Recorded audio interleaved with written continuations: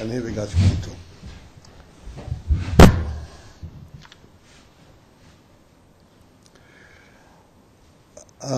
So we discussed last time the idea, the principle of Yeredas Lamailo and Yeredas Lamato. The Ruach HaOdom and Ruach HaBheima. And we explained what does it mean, Oilo Lamailo. What is Mailo and what is Mato?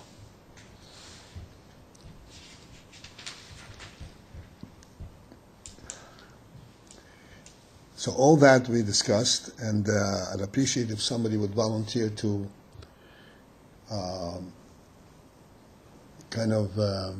give us a quick synopsis of that, so we can go further. Yeah. Okay, fine. So very quickly, fine. So matzah isn't based on an idea, like. Fine, so all that it is just stuck there, right? It's like an animal, right? So it doesn't go beyond what's there, right? So fine, so it's just nature, fine, it's good enough, fine, and it's all it needs, I guess. And Milo, however, it's like based on an idea, meaning so things have to have a reason, like why is this world here? And that's the whole purpose of a man, right? Fine, so like he's always asking questions, like what's fine, so why is this here? I mean, fine, so what's the purpose of this? And Mala is also like the whole thing about going up, also. So as being connected to the source, I guess, also. Right. And the principle of up means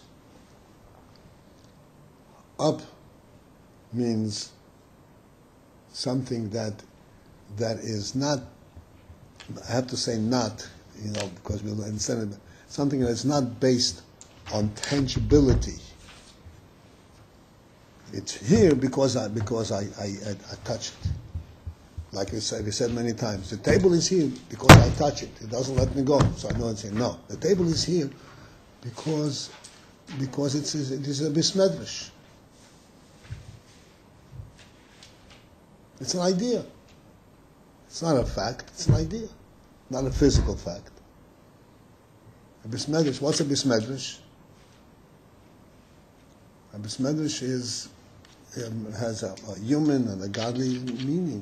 It's not a physical, a musical meaning. Again, so up is not physical, you said? Yeah. Up means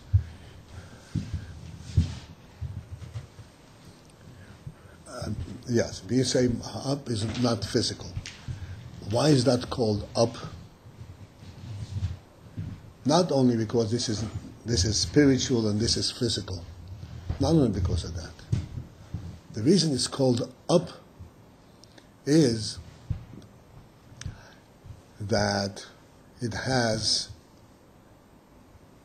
much more connection. It represents much more the principle, the truth of it, the principle of what this is about.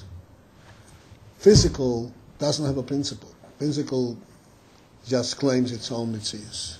Like in the human being. In the human being we have his brain, his seichel, we have his midas, and we have all other faculties. Achshava, dibur, maisa, and all that. So let's say a person is walking. So you're asking, what is he doing? He's walking. That would be the bottommost. That would be a Hema observation. He's walking. A human being will not say he's walking. You mean he's saying he's going to shul, he's going to work. Even though it's true he's walking. But what is really motivating it? What is the soul, the neshama element in this? Is an neshama element in this in fact that he's walking? Neshama element is this, in this is what he's trying to accomplish. Therefore, it is called higher because it's closer to the neshama, closer to the intellect. That's called higher, closer to the source, to the real, to the reality.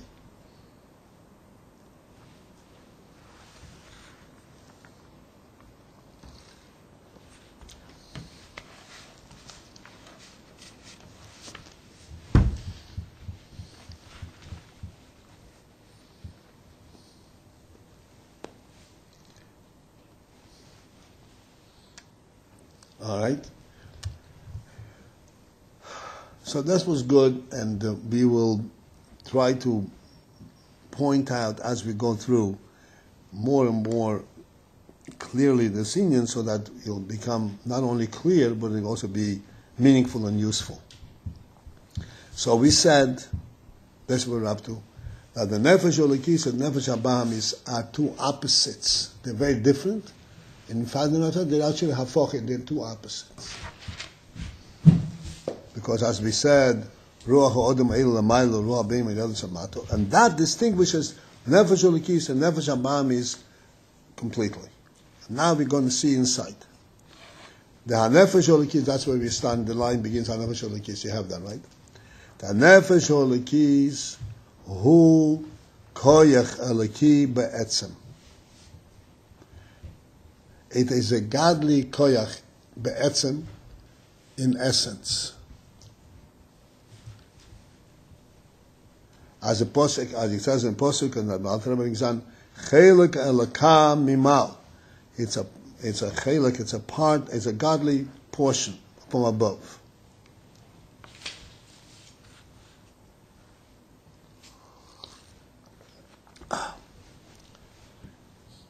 Now, we have to try and understand what is so significant when you say koyach eliki be'etzem. In order to understand koyach eliki be'etzem, we have to kind of focus in and define what you mean by eliki, koyach eliki, and what must mean be'etzem. Now, eliki, everybody knows, so eliki means godly. What is godly? None of us have ever seen, so to speak, God. We see the world, we don't see God. So what do we know about God? Koyach eliki. And yet we speak about it all the time.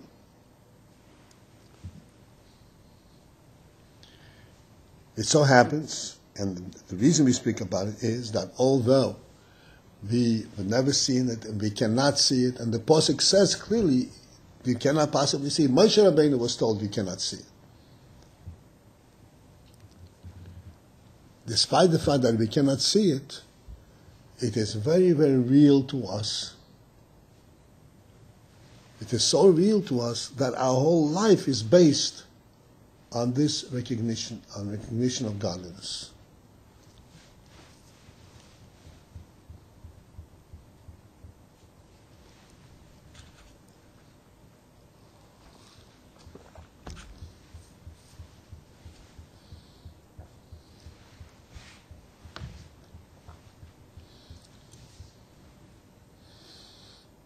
What is this recognition?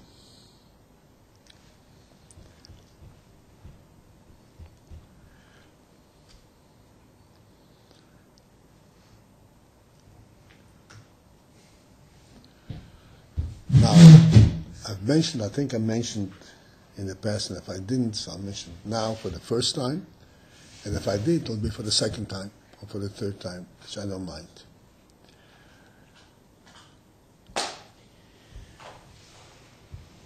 It is completely natural, so to speak, for the human mind to ask, what is the world about, and how come there is a world? Where does it come from? What is the world about? And the reason human beings ask this question is twofold. Please tell me if you understand everything that I say. There are two aspects that compel a human being to ask this question. One is academic, just plain intellectual, and the other is very personal. Intellectual is because it's just a curiosity. What is going on? What are things about? Where is it coming from? This is the human mind is always trying to understand what's going on. But that is, okay, that's an intellectual question, and it does arouse human curiosity, but it's not that compelling. What compelling means?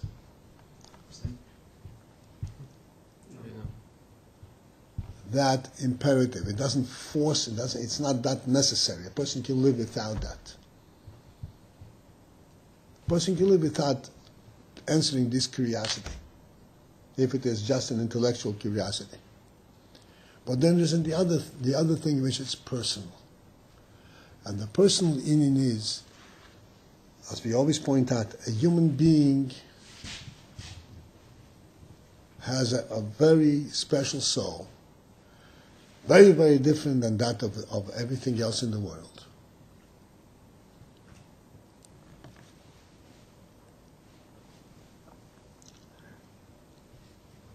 And a human being cannot accept, cannot live, so to speak, and pursue a practical and productive life without having a sense of what is this, what am I laboring about? What is the purpose of this? What am I trying to accomplish? And why?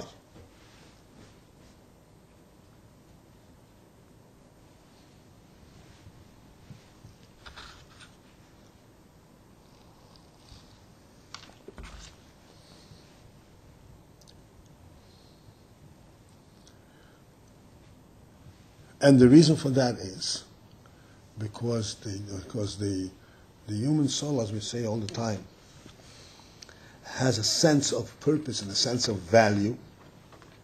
And if it does not recognize a sense of purpose and value, it cannot pursue its path. It cannot go on doing things.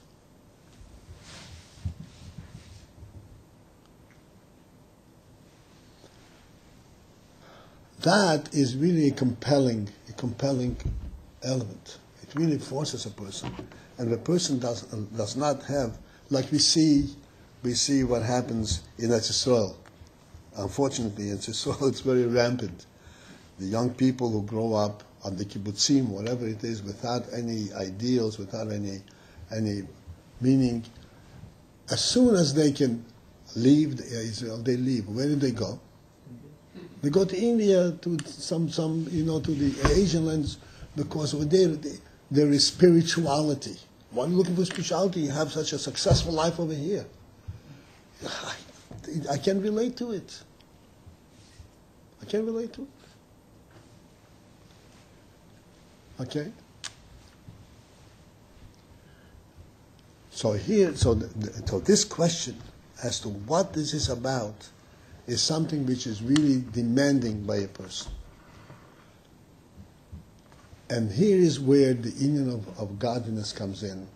It's very simple and very subtle. This is something which is quite obvious to the human mind and human intellect. And that is, I see a big world. And it's not just I see a rock and mountains. I see a developed world, a whole structure, a living thing. The sun rises, the sun sets, the lunar cycle, the solar cycle, the seasonal cycle, the whole living thing.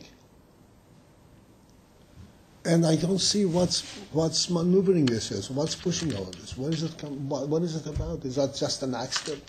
If this is just an accident, I can't relate to it. What am I here doing for? I'm no better than a rock, no better than a cat. I'm nothing. So the human being cannot really accept it. What is the human answer to this question? The human answer to this question is that the world represents something that I don't understand, something greater than my understanding. What's answer?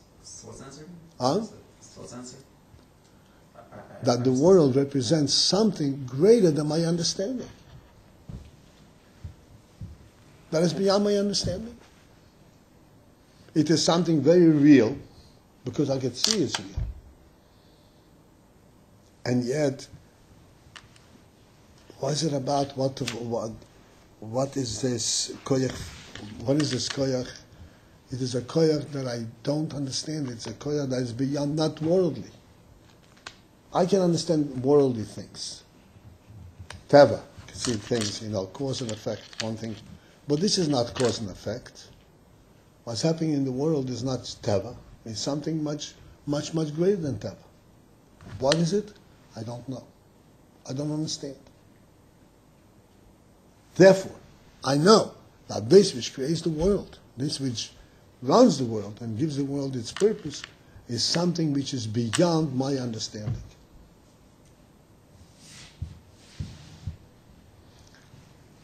It's beyond my understanding means that it is beyond nature. It's beyond definition. It cannot be defined. It's an essential truth. In nature, there is a cause and effect.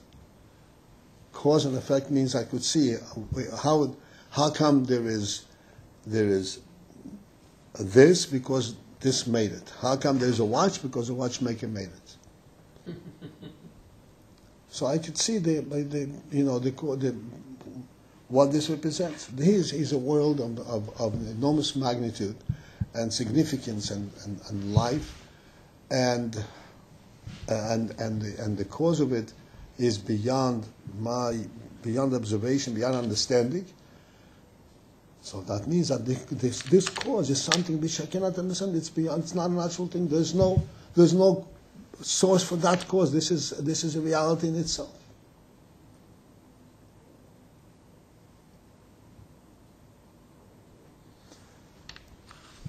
This is essentially what we mean by godliness. Godliness means a truth that is true in and of itself. It does not have a prior cause. It does not have a natural process.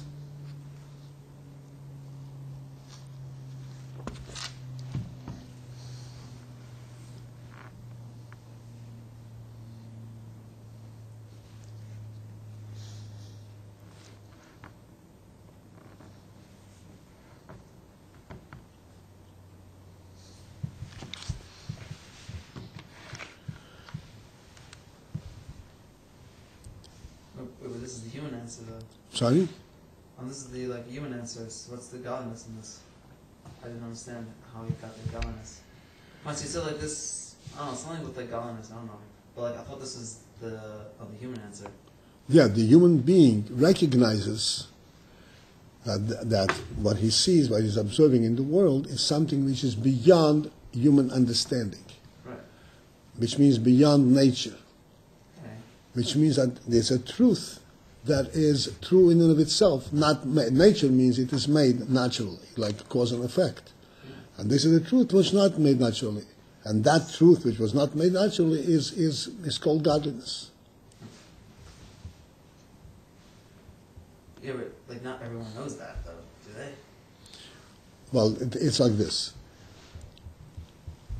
Everyone knows it and doesn't know it. What does that mean? Inherently, everybody perceives it, but not necessarily has thought into it and analyzed it and come to this, so to speak, to a clear answer, to a clear definition. Everybody sees that this is a wondrous thing. But not everyone says, oh, it's a wondrous thing, therefore it comes from a wondrous source. He doesn't go that far. He's just saying, oh, it's a wonder. But in essence, this is what he means, that it's a wonder, and it comes from a wondrous source. It's beyond understanding. This is, if you ask me, does everybody know that? This is the folly of the scientific approach. And I don't mean scientific approach per se. Because scientific approach does not attempt to essentially to answer this paramount question, what is the world about? Science is made to explain specific phenomenon, specific aspects in the natural world. Not where it's coming from or why is it there for. But then some of them usurped a license beyond their station. Started talking, no, we know the origin of the world. That is totally out of whack. And the only reason they say that is, it's obvious that the world is something that human beings cannot possibly understand. It's obvious that it's beyond the natural structure.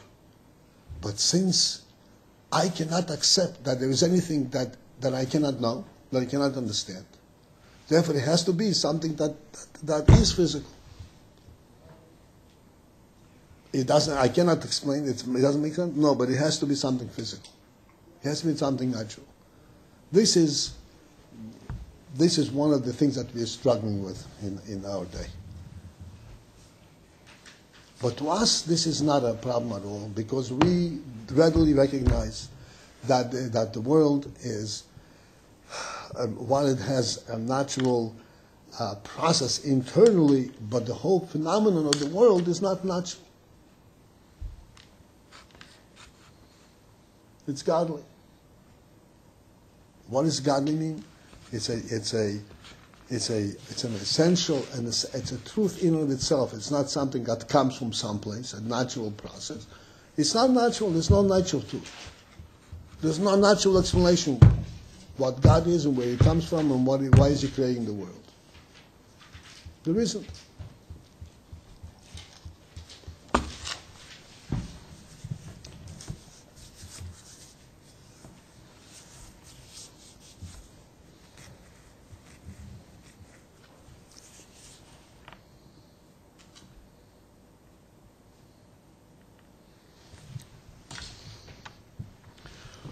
All right. If you're ready for the next step, I'll see you're still writing, so just a minute. Oh. No. Okay.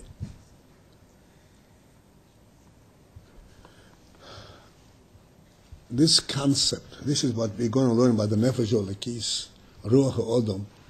So I want to kind of focus in on it. That in fact, even in our own experience, we as human beings, we see things with the inspiration of our neshama.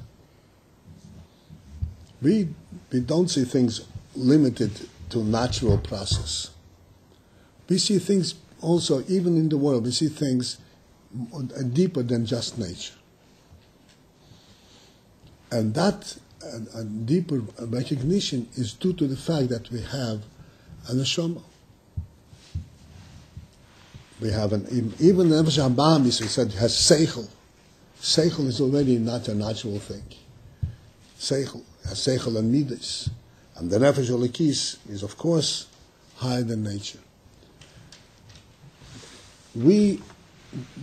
Bottom line is we can also relate, we can readily see that we can recognize and relate to things that are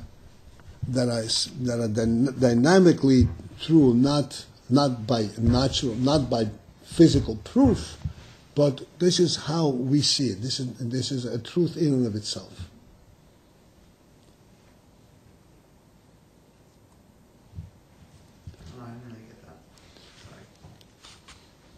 Okay.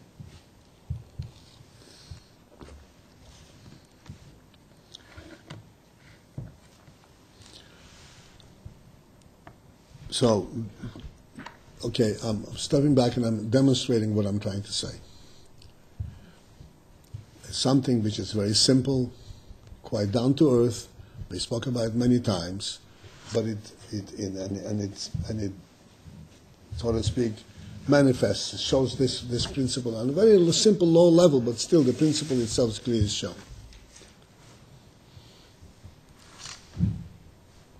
A human being eats in a certain way, very different than the way an animal eats. Very different. He also eats with a mouth. but he eats with them out, but he keeps them out, he keeps his head above, and he feeds himself piecemeal, one bite at a time. Some things with his hands, some things with a fork and spoon. But there's a certain method how he eats. Now, in this method, if we examine it, we think a little bit deeper into it, there are two levels. The two levels how we understand it. One is simply on a very practical level. The practical level is that if you don't eat in this manner, after the meal you'll be all soiled up, your clothes are going to get dirty, and your face is going to be it's going to be a big mess. So it's not practical. Therefore, in order to maintain a reasonable method of eating, you have developed a certain way of eating. So that when a person eats this neat way, with a spoon and a fork and so forth, he is eating, as we say, rationally. He's using his rationale, saying this is the right way to eat, so that he won't get soiled. Okay? That's one level. For some reason, when we see a person eating not this way, but by putting his face into the plate, we don't say you're eating illogically. We're saying you eat like an animal.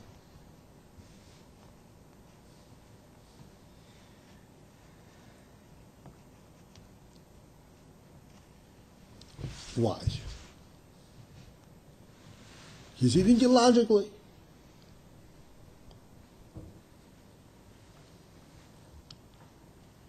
Why all of a sudden like an animal? What's the answer? The answer is that this eating that a person eats in a certain way, this fact that it keeps his clothes clean and so forth, this is only the lowest element of that. But there's much deeper, more significant aspect to the person.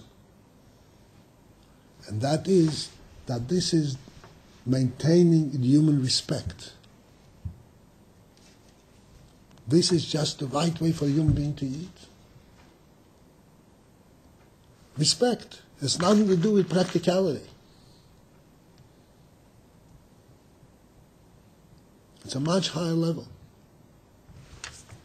Okay?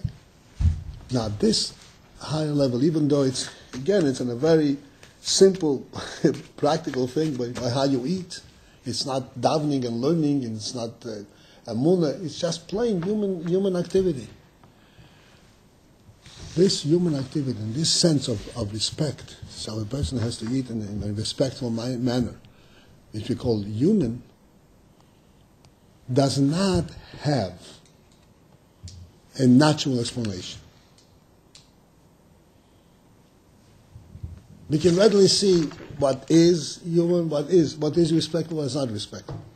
But what is, in essence, what is this about? Who are you not respecting? Your mouth, your feet, your hands? What is this respect? This is something that has to do with the nefesh order.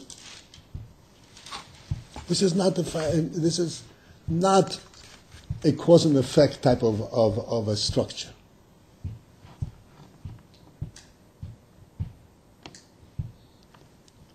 A human being recognizes this. An animal cannot recognize this no matter how much you teach it and show it. There's just no way.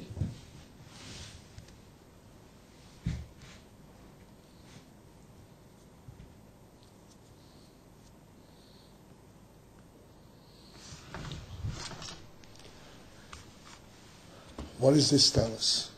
That there is a soul in man that has a human perspective on things just plain because it's a human soul, it has a human perspective, not because of any practical ramifications or consequence.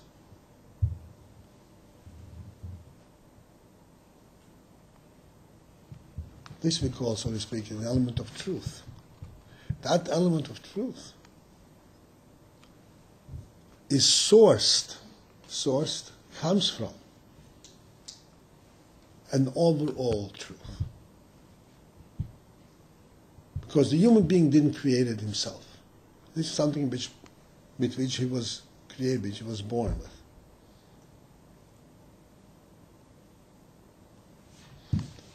Ultimately, this is sourced in godliness.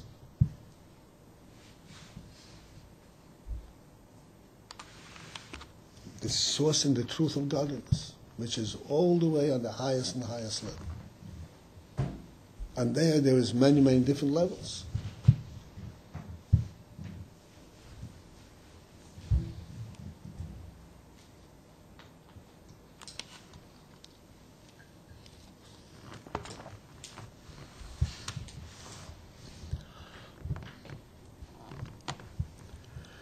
Okay.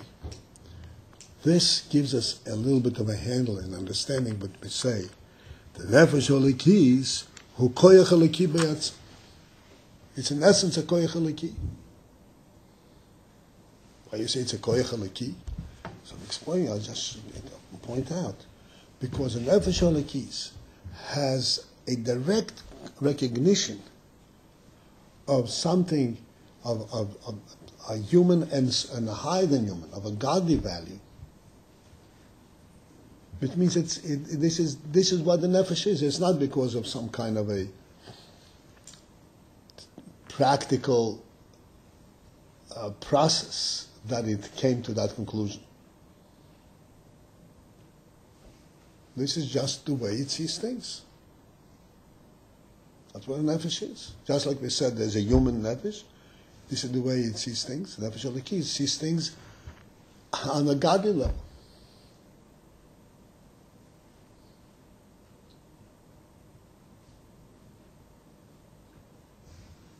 Okay. This is now going to be explained. That we say the nefesh halakhi and nefesh habahamis are two opposites, very different and very opposite. And let's look in the words in the MAAMAR. The nefesh halakhi hu koyach halaki be'etzem. It is in essence a koyach halaki. In essence, now we have the word essence with a meaningful explanation. In other words, this is what it is. It's not. It didn't become a koyach halaki as a result of practice, as a result of experience and experimentation. This is what it is, be'etzem. To start with. Koyach halaki be'etzem. Chelek halakah mimal. As a matter of fact, it's a godly portion of godliness from above. And thus, v'yesh lo hamshocha tivis l'elakus. Therefore, the nefesh halakhi has a natural drawing to elakus, because that's what it is. It is godly, and therefore it has a natural interest in drawing. He wants to be involved in godliness.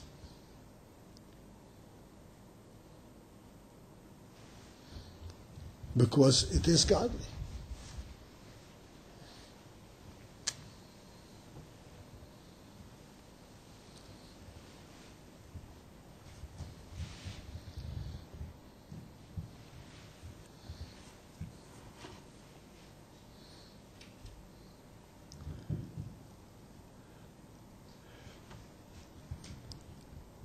To give us a little bit of a handle on this, Hamshochet Tivis L'Elakus, we already explained that it has a natural tendency L'Elakus.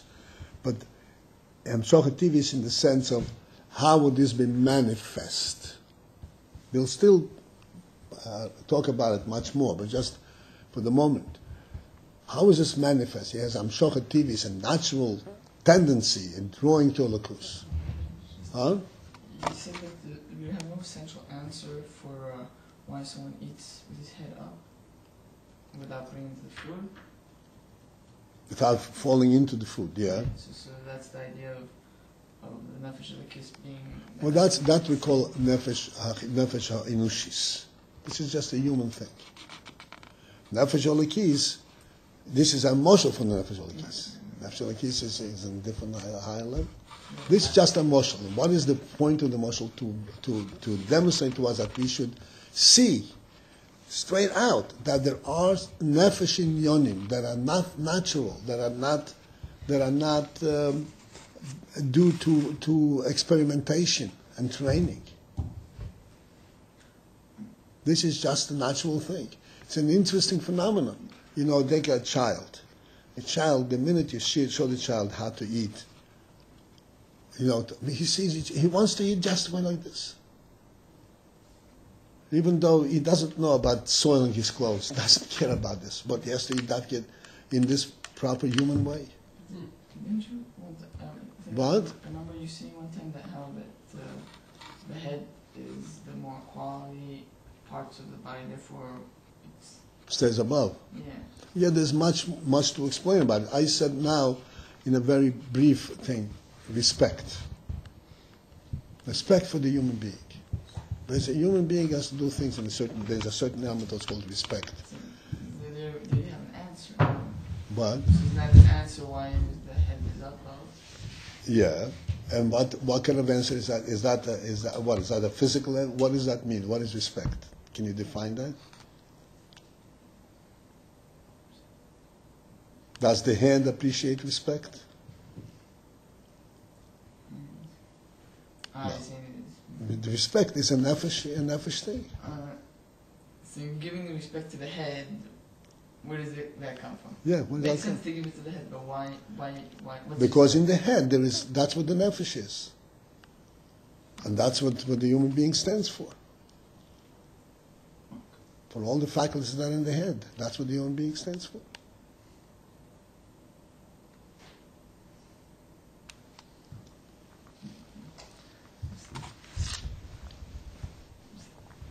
I once explained, I don't want to confuse you, but I want to enrich it so that you will see that these are real things. I once explained, maybe here also I don't remember, what is the justification, what's the rationale that we put on clothes and we cover our entire body,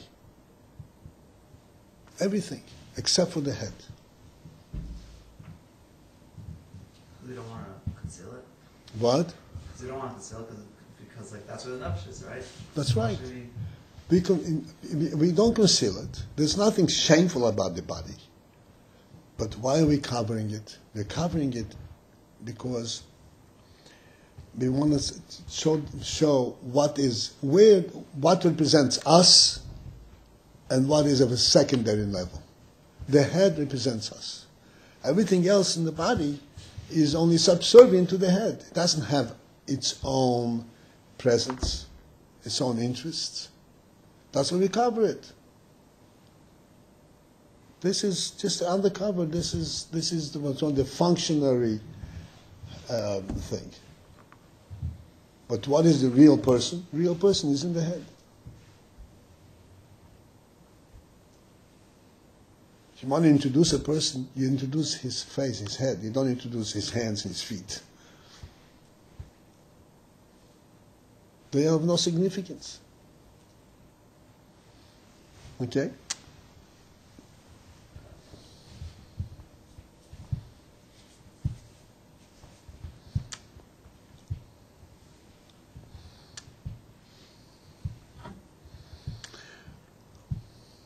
So, I want to explain these words. Hamshochet tivis lelukus. It has a natural tendency drawing to lukus. Again, this is still going to be discussed umpteen times. But again, I want to have a point of reference so we should understand where is this manifest. You know, where does it show?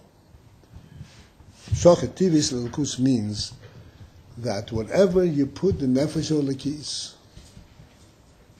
it will search and try to find where is the godly element in this.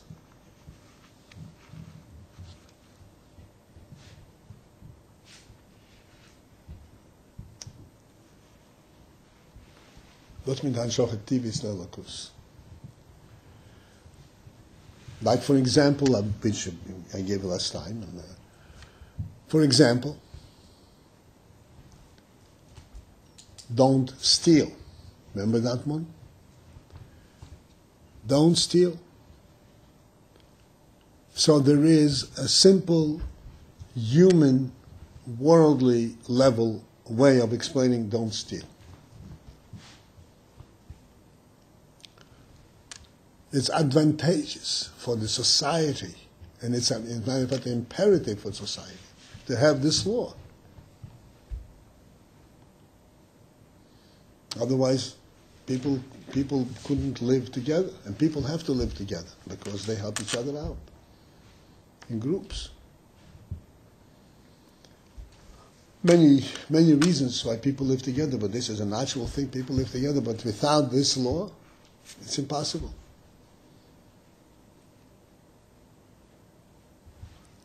As a matter of fact, one of the 7 mitzvahs b'nei Noach, one of the 7 mitzvahs is that they have to establish civil laws and court systems.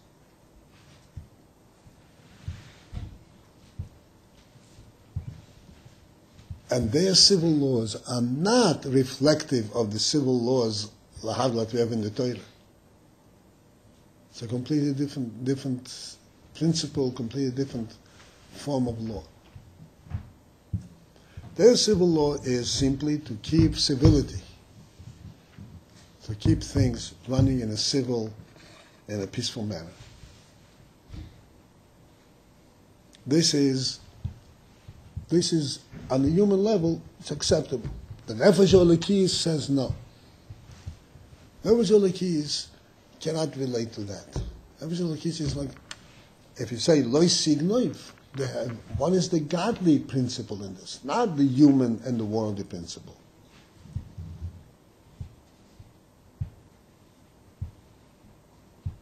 It will look in everything, it will look to find the godly principle. And without finding the godly principle, it cannot really digest it, it cannot really relate to it. It's not real. Because the reality is godliness.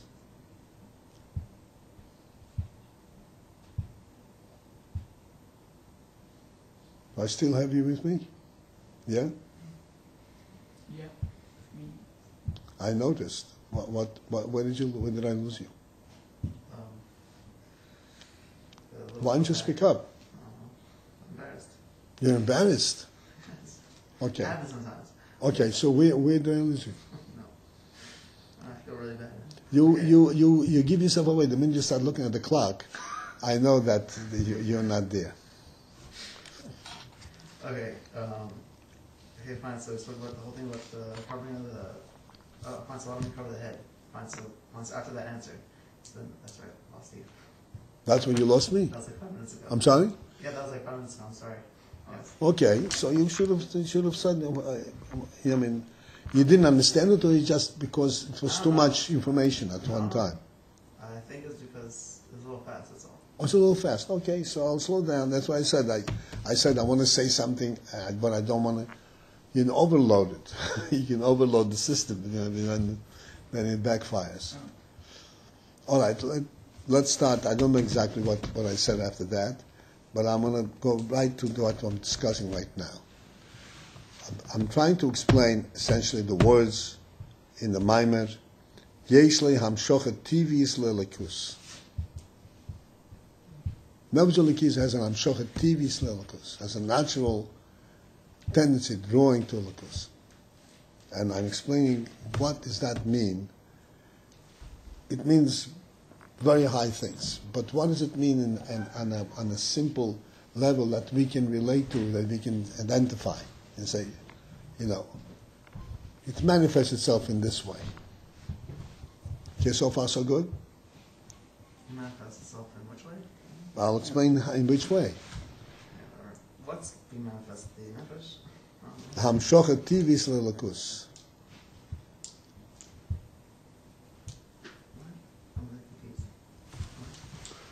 It says in the MAAMAR here, V'yesh le hamshocha tivis lelakus. Nefesh elokis is a chelik elokam imal. Okay. V'yesh le hamshocha tivis lelakus. So it goes to Elikus, okay, fine. What? Okay, so it goes to Elikus, okay, fine. It has a natural tendency towards elikus. Okay. Okay? And I'm explaining these words. What does that mean, the hamshocha tivis lelakus? That's what you have to explain. Huh? I don't understand what you have to explain. It goes to Elikus, fine. What does that mean? How does it manifest itself? What do you mean manifest? How does it show? What does it mean it has a hamshocha tivis lelakus? Because since it's constant there, Yeah. since it's constant there, that's why he wants to go there. Since Right. it is Elikus, therefore he wants to go there. Right, right. We understand why. Okay. I'm asking, how is that, how does that express itself? So how does that happen?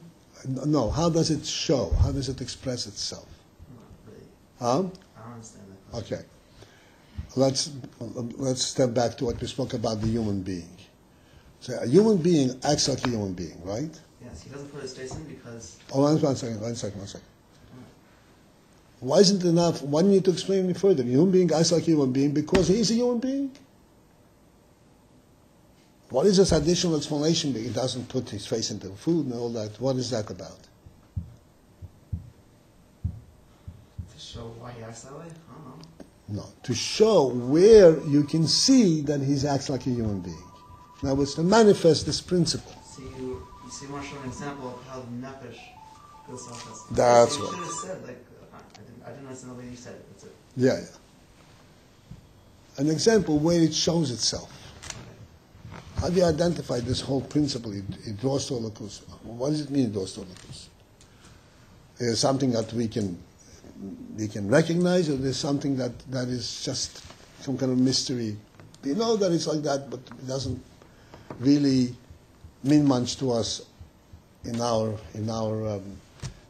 pursuit of learning. Okay, so what's the example? Oh, so the example is that that loy signoiv. Loy signoiv is a simple human law, social law, that is, as I said, it's a necessity in any civilization, in any civil society, to have this law. Yes. And the purpose of this law is not godliness, it's not godly, it's human, it's worldly. In order to enable human beings to live together in peace. Right? That's what this law is about. The nefesh olekis, and we discussed this, the whole thing, and that's what I discussed. The nefesh olekis cannot relate to that.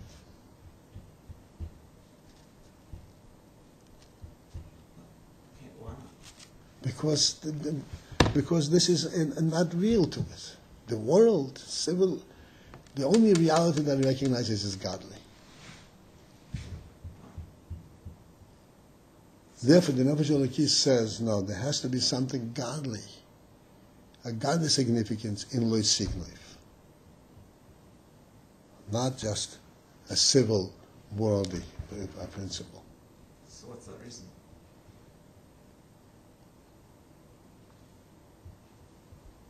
Okay. What the reason we'll talk in a minute. But you understand what we're talking about, huh? Yes, I'm with you right now. I'm sorry? Yeah, I'm with you. You're with me. Okay, so this is the principle we're saying. I pointed out that in the world there is also laws. Lo signoiv, I mean, do not steal, is a law in the land, and if a person steals, he goes to jail. And all that, and I said, and the Torah also obligates the nations, the 7 mitzvahs b'nei, one of them is to have laws and to have a system of courts to maintain these laws. A law in society is impossible to maintain. The average Olekis sees it totally differently. And our laws, like I said, our civil laws, by us lo signiv and lahavdol, the similar law in the land in them is not the same at all. It's not the same. By us, it's a godly law that's written in the Aseres HaDibros, and by them it's a civil law. By ours, lo signiv is based on Elohecha Hashem Elokecha. By them, it's based on society, on the advantages and the benefits of social benefits. Rabbi. One second. I don't want to lose. I didn't really catch the reason why. See that? Sorry. I'm sorry. No, I didn't catch. I mean, like, all I just heard was that, like, it's a godly reason. I don't know what I don't know what that means. Okay, I didn't say what it means. I just said that to the Nefesh Elokis, it has to be a godly reason. Why do the thing that troubles me is like the lengthy explanation. That's a yes or no question. I kind of lose the focus when you get explaining the whole thing. That's a problem for me. All right. But the thing is that the reason there's a lengthy explanation is because there are several steps in it. That's what I'm supposed to do. Huh? What am I supposed to do? Try to understand each step individually. Right. Okay.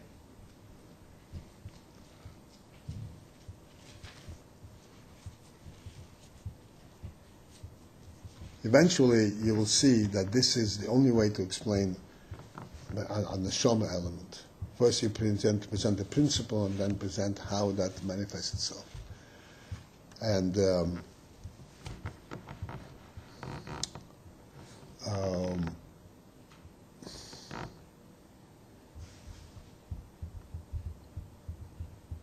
okay, I'm going to just go to the point. So, how did the Nefesh Elokis, what the Nefesh Elokis can possibly understand the Indian from Lo Signiv? Because Lo Signiv is offensive to the principle. So offensive. Offensive means it. I thought it's offensive. Okay. Offensive. Okay. To the principle of Elohecha Hashem Elokecha, that the world belongs to God. Everything in the world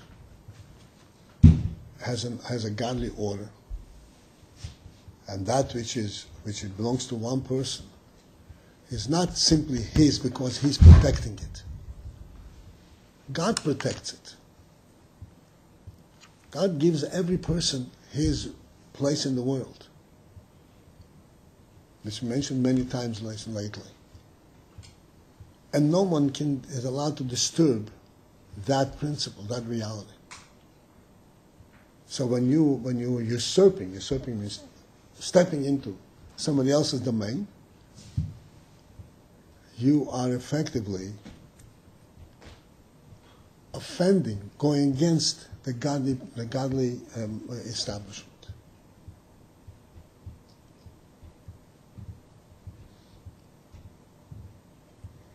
No, I didn't catch it. I'm very sorry. Okay, what did you catch? What did I catch?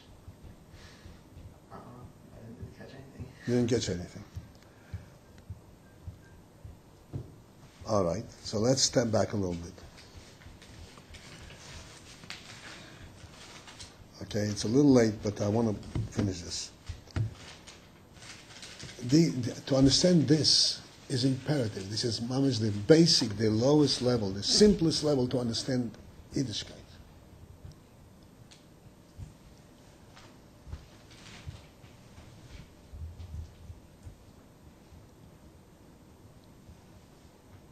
There are clear two ways of looking, two ways of understanding the principle of what's called civil rights, okay, of the rights of individual rights. I own this book. What does it mean I own this book? There are two ways of looking at it. One is I own this book because I worked for it, and I paid for it, and I'm protecting it. I'm protecting it with my right. Just like I mentioned many times, animals also have their turf. Remember that? Animals have their turf. Huh? What's turf? Turf means their area. Like lions establish a certain area. This is ours. A lion, a group of lions, right? And if somebody breaks into that thing, he gets torn up. Because this is my turf. They're protecting it. And there's a similar thing in the world on the human level. You know, this is mine, I'm protecting it against you. It's mine because I'm protecting it. I claimed it, therefore I'm protecting it. We, Torah, looks at it totally differently. Because the Torah, this whole concept of protecting it, I claim it, therefore I protect it, is based on the idea that the world essentially belongs to no one. It's hefker. It's hefker. So I go and I claim a piece of land or a piece of the world from hefker.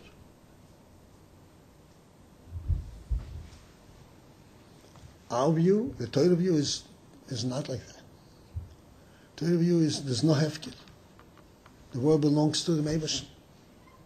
And the Eibusher gave it to human beings. As it says in the Torah. And therefore that which a human being has is a godly gift to him. Not just a human claim. And therefore if you go against and you break that rule, you're breaking, you're offending God. Why? No. I mean, seemingly, like, if it was given to people, so what difference does it make if it's by this person or by that person? No. It was given to this person, and he can transfer it to another person, but no other person can go and take it from him, because God gave it to this person. That's what the laws in the Torah are. That there is ways that he can transfer, no problem, but the transfer has to be proper. So that if I own this and I transfer to you, now the right that God gave me, I gave it to you. Now you have it also directly from God. But if you come and take it without my permission, then you are breaking the God's law.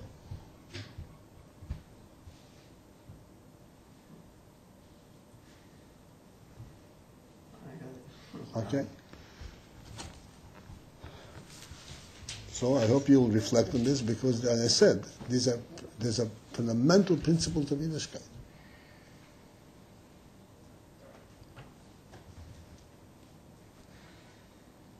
There's no way we can understand, much, especially Chassidus. Even halacha. You start learning halacha, it's so convoluted and so nitpicking. Why? What's so nitpicking about? You took it. Big deal.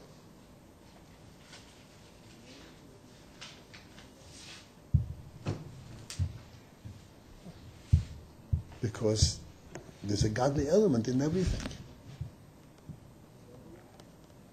It's not just human.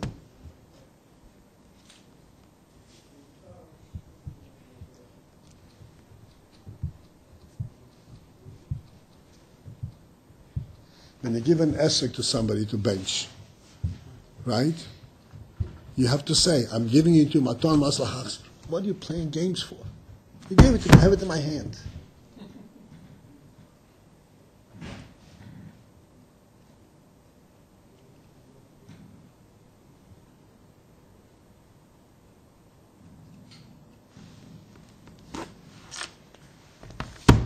Right?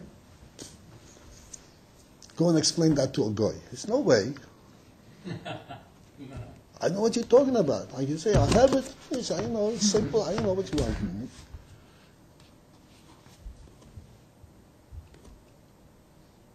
But we say, no, wait a second. It's mine. Even if you have it, it's still mine. And you're not yoitze with the bracha. It's a bracha l'vatola.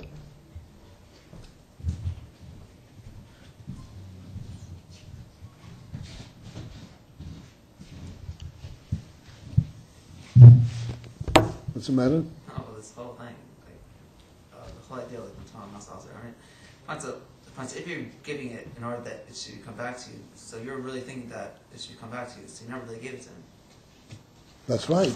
That's right. Exactly right. And now you have a problem with this whole halacha, right? That's exactly what I said. There's no way you can learn halacha without understanding the principles. But this is a clear halacha. You know that, right? Yeah. Okay. That's exactly what I pointed out. These are principles that you have to understand, to understand the fundamentals of Yiddishkeit. Otherwise, nothing makes sense. And we ought to make an effort to understand the fundamental form of Yiddishkeit. Otherwise, nothing will make sense. That's exactly right. That's why I'm spending time with this. Now the question, the following problem is, I don't know how to connect what you just said to this whole. Is that what you say? The whole thing that you just explained about the signal that so like we look at it the way that we're supposed to be looking at it is because it's a Gali thing, right? And it's supposed to be owned in a Gali manner, right? So how does that apply to that halacha? Whatever, that's a different issue. Okay, we can discuss, but I'm just showing that it's not simple. It's not a simple physical transfer. Right. That's what I'm pointing at. That's what you said. It's so long. Yeah, it's so long because there are many different levels to it. No, sometimes it gets so lost. Because it's different levels. You think in worldly terms. You know, it's either here or there, but it's not. There are layers. That's what seichel is about. There are layers.